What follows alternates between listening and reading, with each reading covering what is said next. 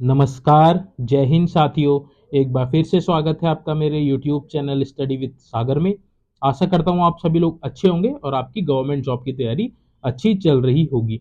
देखिए, स्केलर की जो मैराथन क्लास है उसको हम लोगों ने स्टार्ट कर रखा है, तो आपकी ये थर्ड क्लास रहने वाली है।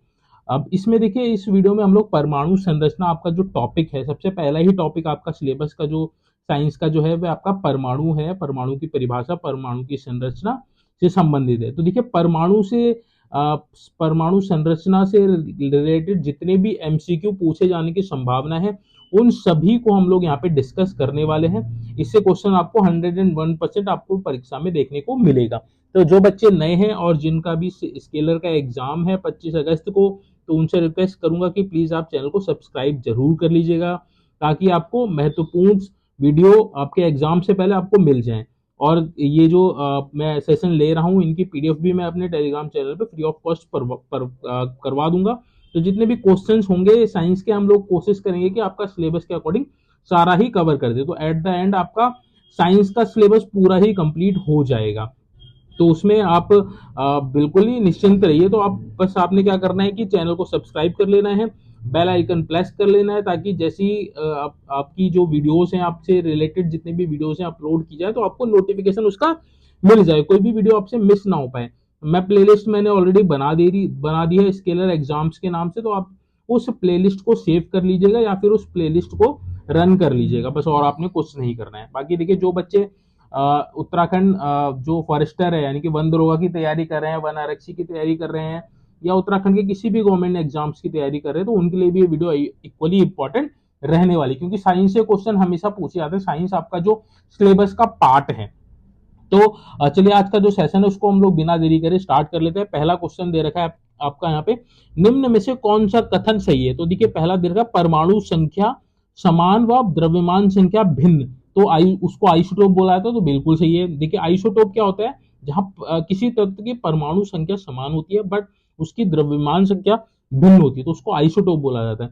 वहीं अगर परमाणु द्रव्यमान समान है और परमाणु संख्या भिन्न है, तो उसको क्या बोलता है, आइसोबार बोला। तो ये वाला भी सही है आपका। एएमयू की फुल फॉर्म क्या है, एटम मास यूनिट, तो ये भी आपका सही है। तो इसका सही जवाब क्या जाएगा, उपरोक्त तीनों सही है, तो ऑप्शन नंबर डी इसका सही जवाब हो जाएगा। आगे बढ़ते हम लोग, अगला क्वेश्चन देख लेते हैं। अगला क्वेश्चन आपका देखिए, एक परमाणु की द्रव्यमान संख्या दे रही है 37 और परमाणु संख्या दे रही है 17, प्रोटॉन की संख्या ज्ञात करनी है। तो देखिए, प्रोटॉन की संख्या की अगर हम बात करें, तो प्रोटॉन की संख्या क्या होती है, प्रोटॉन की संख्या जो होती है आपकी, प्रोटॉन की संख्या बराबर होती है परमाणु संख्या। तो परमाणु संख्या कितनी दे रखी है, 17, तो आपकी प्रोटॉन की संख्या भी कितनी हो जाएगी, 17 हो जाएगी। तो इसका सही जवाब क्या हो जाएगा, ऑप्शन नंबर सी इसका सही जवाब हो जाएगा। चलिए आगे बढ़ते हैं हम लोग, अगला क्वेश्चन देख लेते हैं। देखिए, न्यूमेरिकल भी पूछे जाते हैं, तो न्यूमेरिकल बहुत ईजी आते हैं, तो कोई दिक्कत आपको आएगी नहीं उसमें। अगला क्वेश्चन आपके देखिए, परमाणु की चौथी कक्षा में इलेक्ट्रॉनों की अधिकतम संख्या कितनी हो सकती है, पूछा है। तो देखिए, अगर हमने किसी कक्षा में इलेक्ट्रॉन की संख्या निकालनी, तो 2 से हम उसको निकाल सकते हैं, यानी कि n यहाँ पे क्या होगा, कक्षा हो जाएगा। यानी कि यहाँ पे कौन सी कक्षा है, चौथी कक्षा है, यानी कि टू इंटू कक्षा कौन सी, चौथी, यानी कि 4 की पावर स्क्वायर, यानी कि 2 गुणा 4 का स्क्वायर कितने करेंगे, 16 हो जाएगा। 16 दूनी कितना हो जाएगा, 32 हो जाएगा। तो आपका आंसर क्या आ जाएगा, 32 आ जाएगा। ऑप्शन नंबर डी इसका सही जवाब हो जाएगा। तो इस तरह से अगर आपको कक्षा दे रखी है, तो इलेक्ट्रॉनों की अधिकतम संख्या आपने निकालनी है, तो इस फॉर्मूले का प्रयोग करना है, 2n² का आपने यूज करना है। आगे एक क्वेश्चन और आएगा, उससे आपको क्लियर हो जाएगा। नेक्स्ट देखिए, हाइड्रोजन तत्व के सबसे बाहरी इलेक्ट्रॉन कितने होते हैं। तो हाइड्रोजन तत्व की जो कक्षा होती है, उसमें सबसे जो बाहरी कक्षा होती है, उसमें इलेक्ट्रॉनों की संख्या आपसे पूछा है कितनी होती है, 1 होती है। तो ऑप्शन नंबर ए इसका सही जवाब हो जाएगा। आगे बढ़ते हैं, अगला क्वेश्चन देख ले, अष्टक प्राप्त करने के लिए इलेक्ट्रॉन एक दूसरे से क्या करते हैं। तो देखिए, जो अब बाह्यतम को जो कक्षा होती है, वो कोशिश ये करती है कि अपने जो कक्षा है उसको पूर्ण करने के लिए अष्टक प्राप्त करना है, यानी कि उसमें 8 की संख्या कंप्लीट करनी है। तो उसके लिए क्या करेगा, इलेक्ट्रॉन की साझा भी कर सकता है, इलेक्ट्रॉन को ग्रहण भी कर सकता है। अगर अगर उसके पास 7 इलेक्ट्रॉन है, तो वो किसी अन्य से एक इलेक्ट्रॉन ग्रहण कर लेगा, तो 8 हो जाएंगे। इलेक्ट्रॉन की साझेदारी कर सकता है, मान लिया दूसरी कक्षा को भी एक इलेक्ट्रॉन की जरूरत है और इसको भी एक इलेक्ट्रॉन की जरूरत है, तो दोनों साझा कर लेंगे।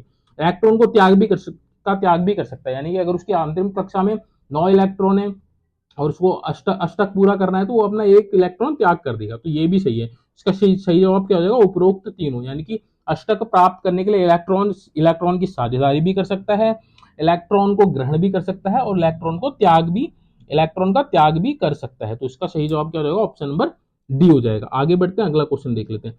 अगला क्वेश्चन है, देखिए, परमाणु की तीसरी कक्षा में इलेक्ट्रॉनों की अधिकतम संख्या क्या होगी। तो इसका फॉर्मूला मैंने आपको बताया 2n²। यहाँ पे कक्षा कौन सी, तीसरी है, यानी कि 3, यहाँ पे तीसरी कक्षा हो जाएगी तो 3 का स्क्वायर हो जाएगा। ये कितना होगा, 3 का स्क्वायर आपका हो गया 9, यानी कि 9 दूनी 18। तो 18 इसका सही जवाब हो जाएगा। Option number B is the right answer. तो इस तरह से इस वाले क्वेश्चन को आपने सॉल्व करना है अगर पेपर में आता है, तो होप सो आपको समझ में आ रहा होगा। अगला देखते हैं, परमाणु के अंदर सबसे कम द्रव्यमान वाला कण कौन सा होता है। तो देखिए, परमाणु होता है, परमाणु के अंदर क्या होता है, आपका इलेक्ट्रॉन, प्रोटॉन, न्यूट्रॉन होता है, और परमाणु का जो केंद्रक होता है उसको नाभिक बोला जाता है। नाभिक में क्या होता है, तो नाभिक में आपके प्रोटॉन और न्यूट्रॉन होते हैं। अब यहाँ पूछ रहे थे परमाणु के अंदर सबसे कम द्रव्यमान वाला कण कौन सा होता है। तो सबसे कम द्रव्यमान वाला कण कौन सा होता है, इलेक्ट्रॉन होता है। इलेक्ट्रॉन के द्रव्यमान की अगर हम बात करें तो इलेक्ट्रॉन का द्रव्यमान कितना होता है, 9.108 इंटू 10⁻⁻28 जी। तो ये इंपॉर्टेंट है, इनके द्रव्यमान आप सभी को याद होने चाहिए।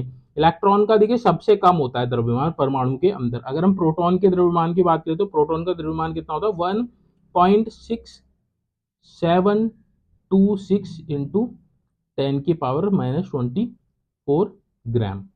अगर हम न्यूट्रॉन की बात करें तो न्यूट्रॉन का कितना होता है, न्यूट्रॉन का होता है 1.675 इंटू 10⁻⁻24 ग्राम। तो सबसे कम किसका हुआ, सबसे कम इलेक्ट्रॉन का होगा। अगर हम बात करें सबसे ज्यादा, तो सबसे ज्यादा किसका है, प्रोटॉन का होता है। प्रोटॉन न्यूट्रॉन का लगभग सेम होता है, बट थोड़ा सा ज्यादा होता है प्रोटॉन का।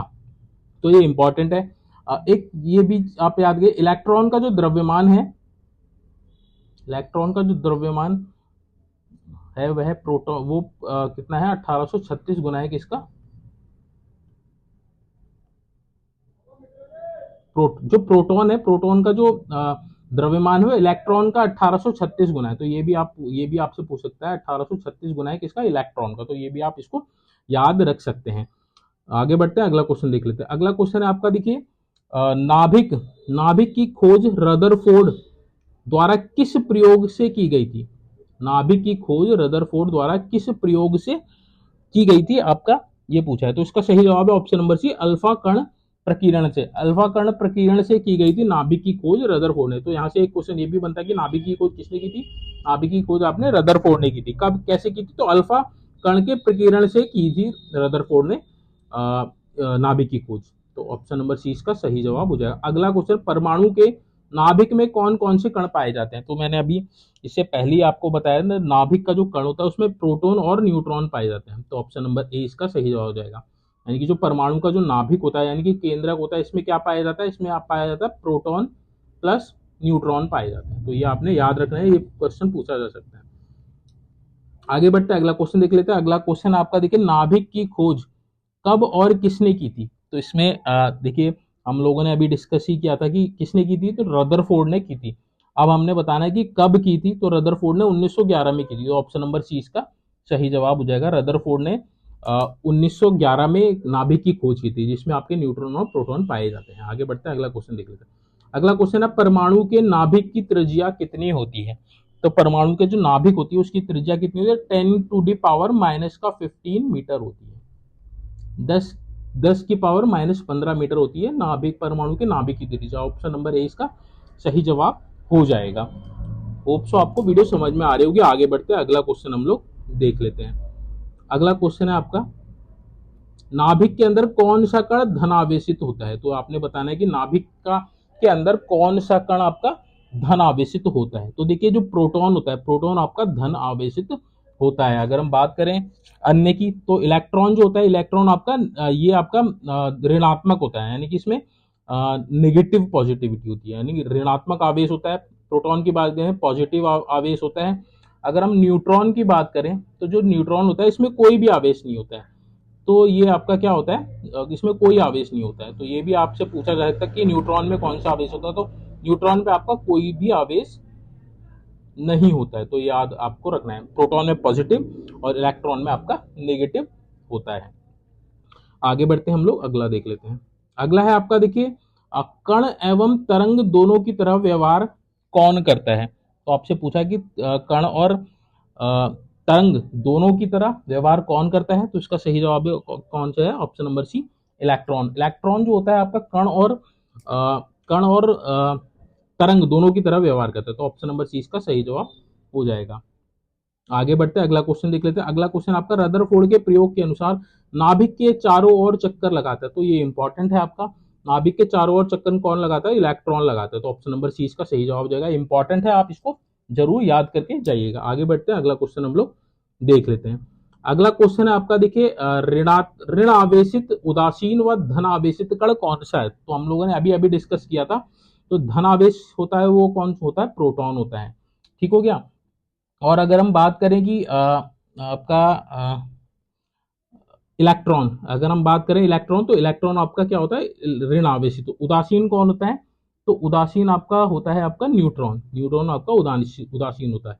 यानी कि देखिए यहाँ पूछा है ऋण आवेशित, उदासीन और धन आवेशित, यानी कि ENP, यानी कि इलेक्ट्रॉन, न्यूट्रॉन और प्रोटॉन। इलेक्ट्रॉन, न्यूट्रॉन, प्रोटॉन कौन से में है, आपका सी में है। तो ऑप्शन नंबर सी इसका सही जवाब हो जाएगा। ये याद करके जाइएगा, इससे क्वेश्चन आपको जरूर पूछने को देखने को मिलेगा। इससे क्वेश्चन आपके 2-3 क्वेश्चन आराम से बच जाएंगे इस वाली क्लासेस से।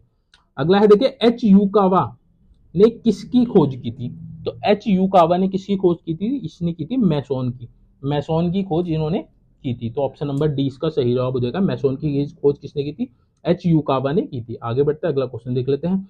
अगला क्वेश्चन है देखिए, अक्रिय गैस के परमाणु में, जो अक्रिय गैस होती है जो किसी से क्रिया नहीं करती, तो अक्रिय गैस के परमाणु में सबसे बाहरी कक्षा में कितने इलेक्ट्रॉन होते हैं। तो इसका सही जवाब है ऑप्शन नंबर डी, 8। अक्रिय गैस के जो आपका अक्रिय गैस के परमाणु में जो सबसे बाहरी कक्षा होती है उसमें 8 इलेक्ट्रॉन होते हैं। तो ऑप्शन नंबर डी इसका सही जवाब हो जाएगा। आगे बढ़ते हम लोग, अगला क्वेश्चन देख लेते हैं। अगला क्वेश्चन है आपका देखिए, परमाणु भट्टी में ईंधन के रूप में प्रयोग किया जाता है। तो जो परमाणु भट्टी होती है उसमें ईंधन के रूप में किसका प्रयोग किया जाता है, तो यूरेनियम का प्रयोग किया जाता है। तो ऑप्शन नंबर ए इसमें सही जवाब हो जाएगा, यूरेनियम का प्रयोग किया जाता है परमाणु भट्टी में ईंधन के रूप में। आगे बढ़ते हैं, अगला क्वेश्चन देख लेते हैं। अगला क्वेश्चन आपका देखिए, तत्वों की सारणी में बाएं से दाएं जाने पर परमाणु की त्रिज्या क्या होगी। तो ये इंपॉर्टेंट है, ये परीक्षा में पूछा गया है पहले भी। तो देखिए जो तत्वों की जो सारणी होती है उसमें बाएं से, यानी कि यहां से यहां जाने पर क्या होगा, परमाणु की त्रिज्या क्या होती है, वह घटती है। तो ऑप्शन नंबर बी इसका सही जवाब हो जाएगा। बाएं से दाएं जाने पर आपकी परमाणु त्रिज्या जो होगी वह आपकी घटेगी, और दाएं से बाएं जाएंगे तो क्या होगी, वो बढ़ेगी। आगे बढ़ते हैं हम लोग, अगला क्वेश्चन देख लेते हैं। अगला है आपका देखिए, इलेक्ट्रॉन के प्रतिकण होता है। तो इलेक्ट्रॉन का प्रतिकण कौन होता है, तो पॉजिट्रॉन है इलेक्ट्रॉन का प्रतिकण। तो ऑप्शन नंबर ए इसका सही जवाब हो जाएगा। जो इलेक्ट्रॉन का प्रतिकण कौन है, पॉजिट्रॉन है। ठीक है, आगे बढ़ते हैं, अगला क्वेश्चन देख लेते हैं। अगला क्वेश्चन है, अल्फा और बीटा किरणें क्रमशः क्या होती हैं। तो अल्फा बीटा, देखिए अल्फा जो किरणें होती है वो आपकी क्या होती है, धनावेशित होती है, और जो बीटा किरणें होती है वो नेगेटिव होती है, यानी कि ऋण आवेशित होती है। तो इसका सही जवाब क्या हो जाएगा, ऑप्शन नंबर बी हो जाएगा। अल्फा किरणें आपकी धनावेशित होगी और आपकी बीटा किरणें क्या होगी, ऋण आवेशित हो गई। तो ऑप्शन नंबर बी इसका सही जवाब हो जाएगा। होप सो आपको वीडियो अच्छी लग रही होगी और क्वेश्चन आपको समझ में भी आ रहे होंगे। आगे बढ़ते हैं, अगला क्वेश्चन देख लेते हैं। अगला क्वेश्चन आपका देखिए, कौन सी किरणों पर कोई आवेश नहीं होता है। तो जो आपकी गामा किरणें होती हैं, गामा किरणों पे आपका कोई भी आवेश नहीं होता। तो ऑप्शन नंबर सी इसका सही जवाब हो जाएगा। गामा किरणों पे आपका कोई भी आवेश नहीं होता है। अगला क्वेश्चन आपका देखिए, हीलियम परमाणु के नाभिक में होता है। तो हीलियम परमाणु के नाभिक में क्या होता है, तो हीलियम परमाणु के नाभिक में क्या होता है, अल्फा कण होता है। तो ऑप्शन नंबर सी इसका सही जवाब हो जाएगा। आगे बढ़ते हैं, अगला क्वेश्चन देख लेते हैं। अगला क्वेश्चन है आपका देखिए, जब किसी नाभिक में न्यूट्रॉनों की बौछार की जाती है, जब किसी नाभिक में न्यूट्रॉनों की बौछार की जाती है तो नाभिक के टूटने से ऊर्जा प्राप्त होती है। यह प्रक्रिया क्या कहलाती है, तो ये प्रक्रिया कहलाती है नाभिकीय विखंडन। तो जब किसी नाभिक में न्यूट्रॉनों की बौछार की जाती है तो नाभिक जब टूटता है तो वो ये क्रिया क्या कहलाती है, तो नाभिकीय विखंडन क्रिया कहलाती है। तो ऑप्शन नंबर ए इसमें सही जवाब हो जाएगा। अच्छा क्वेश्चन है, परीक्षा में पूछे जाने के चांसेस हैं। आगे बढ़ते हैं, अगला क्वेश्चन देख लेते हैं। नाभिकीय विखंडन की खोज किसके द्वारा की गई थी? तो नाभिकीय विखंडन जो खोज थी वो ऑटो हॉर्न व स्ट्रॉसमैन द्वारा की गई थी। तो ऑप्शन नंबर सी इसका सही जवाब हो जाएगा। आगे बढ़ते हैं हम लोग, अगला क्वेश्चन देख लेते हैं। अगला क्वेश्चन आपका देखिए, परमाणु रिएक्टर में मंदक के रूप में कार्य करता है। तो परमाणु रिएक्टर में मंदक के रूप में कौन कार्य करता है? तो भारी जल करता है। तो ऑप्शन नंबर सी इसका सही जवाब हो जाएगा। होप सो आपको क्वेश्चन समझ में आ रहे होंगे और सेशन आपको अच्छा लग रहा होगा। हम लोग आगे बढ़ लेते हैं, आगे अगला क्वेश्चन देख लेते हैं। अगला क्वेश्चन आपका देखिए, हिरोशिमा व नागासाकी, हिरोशिमा व नागासाकी जो जापान में पड़ता है, हिरोशिमा व नागासाकी पर गिराए गए परमाणु बम क्रमशः उनके नाम क्या था? तो देखिए, हिरोशिमा और नागासाकी में जो परमाणु बम गिराए गए थे, उनका जो नाम था वह था आपका लिटिल बॉय और फैटमैन। तो ऑप्शन नंबर 20 का सही जवाब हो जाएगा, लिटिल बॉय और फैटमैन।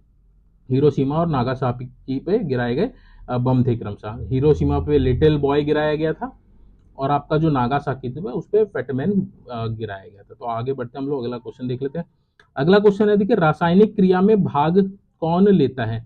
तो यहाँ पूछा है कि रासायनिक अभिक्रिया में भाग कौन लेता है? तो जो बाहरी कक्षा के इलेक्ट्रॉन होते हैं वह रासायनिक अभिक्रिया में भाग लेते हैं। तो ये अच्छा क्वेश्चन है, परीक्षा में पूछा जाता है। रासायनिक क्रिया में बाहरी कक्षा के इलेक्ट्रॉन ही भाग लेते हैं केवल। आगे बढ़ते हैं, अगला क्वेश्चन, नाभिकीय संयंत्र जो होता है उसमें मॉडरेटर का काम क्या होता है? ये आपसे पूछा है।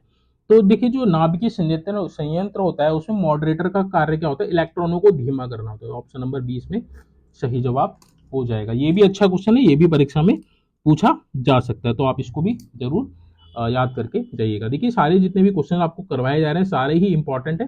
पीडीएफ आपको मिल जाएगी, तो आप टेंशन मत लीजिए। ये जितने भी क्वेश्चन मैं करवा रहा हूँ आपको टेलीग्राम चैनल पे प्रोवाइड करवा दूंगा मैं। किसी पदार्थ के एक मोल का मान क्या है? तो एक मोल का मान कितना होता है? तो ये होता है आपका जो पदार्थ होता है, पदार्थ के एक मोल का जो मान होता है वह होता है 6.22 गुणा 10 की पावर -23। तो ऑप्शन नंबर 20 का सही जवाब हो जाएगा। 6.22 into 10 to the power -23 is the right answer, एक पदार्थ के मोल का मान। आगे बढ़ते हैं हम लोग, अगला क्वेश्चन देख लेते हैं। अगला क्वेश्चन है हमारा, देखिए, किसी नाभिक की प्रोटॉन संख्या Z तथा परमाणु द्रव्यमान m है, तो न्यूट्रॉनों की संख्या आपने बतानी है। तो देखिए, इसका सही जवाब क्या हो जाएगा? जो न्यूट्रॉनों की संख्या होती है, यानी कि न्यूट्रॉनों की संख्या क्या होगी आपकी? प्रोटॉन की संख्या। प्रोटॉन की संख्या कितनी है? Z माइनस क्या होगा? परमाणु द्रव्यमान, यानी कि माइनस का m। तो n बराबर क्या होगा? Z माइनस का m, यानी कि ऑप्शन ए इसका सही जवाब हो जाएगा। n बराबर Z माइनस का m। तो ऑप्शन नंबर ए इसका सही जवाब हो जाएगा। आगे बढ़ते हैं हम लोग, अगला क्वेश्चन देख लेते हैं। अगला क्वेश्चन आपका देखिए, इलेक्ट्रॉन की खोज के कारण थॉमसन को भौतिक का नोबेल कब मिला? तो देखिए, जो थॉमसन थे उन्होंने की थी इलेक्ट्रॉन की खोज। इलेक्ट्रॉन की खोज की अगर हम बात करें तो इलेक्ट्रॉन की खोज किसने की थी? थॉमसन ने की थी। अगर हम प्रोटॉन की बात करें तो प्रोटॉन की खोज रदरफोर्ड ने की थी। और अगर हम बात करें न्यूट्रॉन की अगर हम बात करें तो चैडविक ने की थी। तो देखिए, जब हम बचपन में थे तो हम लोग इसको ईंट पर नाच करके याद करते थे। ईंट पर नाच। ई से इलेक्ट्रॉन, टी से थॉमसन, यानी कि इलेक्ट्रॉन की खोज किसने की? थॉमसन ने की। पी से प्रोटॉन और रा से रदरफोर्ड, यानी कि प्रोटॉन की खोज किसने की? रदरफोर्ड ने की। और ना से आपका न्यूट्रॉन और चौ से चैडविक। तो इस तरह से हम लोग इसको याद करते थे। अगर आपको अच्छा लग रहा है तरीका तो आप इस तरह से याद करते। ईंट पर नाच, ई फॉर इलेक्ट्रॉन थॉमसन और प्रोटॉन रदरफोर्ड और न्यूट्रॉन आपका चैडविक। क्वेश्चन आपका, इलेक्ट्रॉन की खोज के कारण थॉमसन को भौतिकी का नोबेल कब मिला था? तो इसका सही जवाब है ऑप्शन नंबर ए, 1902 में मिला था इलेक्ट्रॉन की खोज के लिए थॉमसन को भौतिकी में नोबेल। तो देखिए, ये थे क्वेश्चन जिनको हम लोगों ने यहाँ पे डिस्कस किया है। होप सो आपको वीडियो अच्छी लगी होगी। अगर आपको वीडियो अच्छी लगी है तो प्लीज़ वीडियो को लाइक कीजिएगा, चैनल को ज़्यादा से ज़्यादा सब्सक्राइब कीजिएगा ताकि आपको इम्पोर्टेंट्स वीडियोज इस तरह की आपको मिल सकें। टेलीग्राम चैनल ज्वाइन कर लीजिएगा ताकि आपको पीडीएफ भी आपको इजीली मिल जाए। जल्दी मिलते हैं नेक्स्ट क्लास के साथ।